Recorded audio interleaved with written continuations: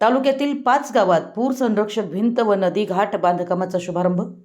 सन 2005 पासून सतत महापुराचा सामना करणाऱ्या शिरोळ तालुक्याला कायमस्वरूपी संरक्षण मिळावं या उद्देशानं पूर संरक्षक भिंती व नदीघाट बांधणीचा भव्य प्रकल्प हाती घेण्यात आला असून भविष्यात शिरोळ तालुक्यातील सर्व पूरग्रस्त गावांमध्येही अशाच स्वरूपाची कामं राबवून तालुक्याला महापुराच्या संकटातून मुक्त करण्यासाठी सातत्यानं प्रयत्न केले जातील, असं ठाम प्रतिपादन आमदार राजेंद्र पाटील यड्रावकर यांनी केलं।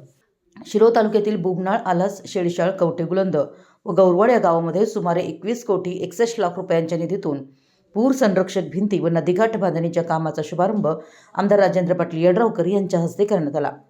यावेळी ते उपस्थितांना मार्गदर्शन करत होते। आमदार यड्रावकर म्हणाले की शिरोळ तालुक्याच्या सर्वांगीण विकासासाठी राज्य शासनाकडून मोठ्या प्रमाणात निधी उपलब्ध झाला। रस्ते, गटारी यांसारखी विकास कामं नियमितपणे होतच राहतात, मात्र पूर संरक्षक भिंत व नदीघाट बांधणी ही कामं दीर्घकाळासाठी असतात, त्यामुळे ही कामं दर्जेदार व टिकाऊ व्हावीत यासाठी विशेष काळजी घेतली जाते। सन 2005 पासून वारंवार येणाऱ्या महापुरामुळे शिरोळ तालुक्याचं मोठ्या प्रमाणात नुकसान झालं असून या नुकसानीला कायमचा आळा घालण्यासाठी पूरबाधित गावांमध्ये पूर संरक्षक भिंती तसेच महापुरामुळे उद्ध्वस्त झालेली नदीघाट पुनर्बांधणीसाठी मोठ्या प्रमाणात निधी उपलब्ध करून देण्यात आला। प्रारंभी बुबनाळ, आलास, शेळशाळ, कवठेगुलंद, गौरवाड या गावांमध्ये या महत्त्वाकांक्षी प्रकल्पाची सुरुवात करण्यात आली असून शिरोळ तालुक्यातील उर्वरित पूरग्रस्त गावांमध्येही लवकरच अशी कामं केली जातील, असं त्यांनी स्पष्ट केलंय। वारंवार महापुराचा फटका बसणाऱ्या शिरोळ तालुक्यासाठी सर्वाधिक निधी उपलब्ध करून दिल्याबद्दल आमदार यड्रावकर यांनी मुख्यमंत्री देवेंद्र फडणवीस, उपमुख्यमंत्री एकनाथ शिंदे, उपमुख्यमंत्री अजितदादा पवार तसेच पाटबंधारे मंत्री राधाकृष्ण विखे पाटील यांचे आभार मानलेत।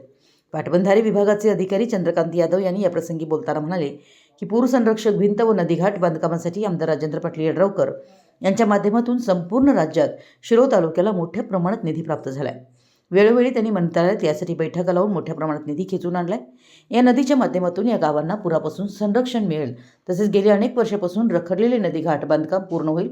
पाटबंधारे विभागाच्या वतीनं सदरचं काम दर्जेदार होण्यासाठी आणि वर्षानुवर्षे टिकावं यासाठी काम करणार असल्याचं सांगितलं। दरम्यान औरवाड या गावी सुद्धा पूर संरक्षक भिंत व घाट बांधणीसाठी 5 कोटी रुपयांचा निधी मंजूर आहे। लवकरच या कामाला सुद्धा सुरुवात करण्यात येणार असल्याचं त्यांनी सांगितलं। याप्रसंगी शेतकरी नेते सावकारमाद नाईक, धनाजीराव जगदाळे, दादेपाशा पटेल, सुकुमार किनिंगे, श्रेणिक मालगावे, विद्याधर मर्जे, सुरेश शहापुरे, बापूसाहेब नापुरे, आलास येथे सरपंच सचिन दानोळे, उपसरपंच सोनाली कोळी, फजले अली पाटील, गोविंद कोल्हापुरे, विश्राम कोळी, रफिक साहेब अली, इलियास पटेल, गणपती मगदूम, कवठेगुलंद येथे सरपंच संगीता शिंदे, आनंदा कुमे, मल्लाप्पा चौगुले, बाबासाहेब पाटील, उपसरपंच गुरुपाद केटकाळे, राजेश डवरी, आदिनाथ आरबाळे, राजू रावण, योगेश जगताप, मराठा समाजाचे अध्यक्ष सम्राट जगताप, अमर शिंदे, शिवसेनेच्या दीपाली चंदुगडे, विनोद जगताप, शेळशाळ येथील सरपंच सुनील संकपाळ, माजी सरपंच किरण संकपाळ, उपसरपंच रोहिणी कोल्हापुरे, वर्धमान कल्याणी लखन लाड, माजी उपसरपंच फैयाज अहमद सोलापुरे, ग्रामपंचायत अधिकारी सुनील वाघमोडे, नितीन नाईक, ग्रामविकास सोसायटीचे चेअरमन अविनाश तकडे, विजय कोळी, साहेब पाथरवट, कुंतीनाथ उपाध्ये, कल्लाप्पा कांबळे, अण्णाप्पा नाईक, वसंत पवार, अनिल साजने, प्रथमेश तकडे, सनाउल्ला पठाण, दिलीप जगनाडे,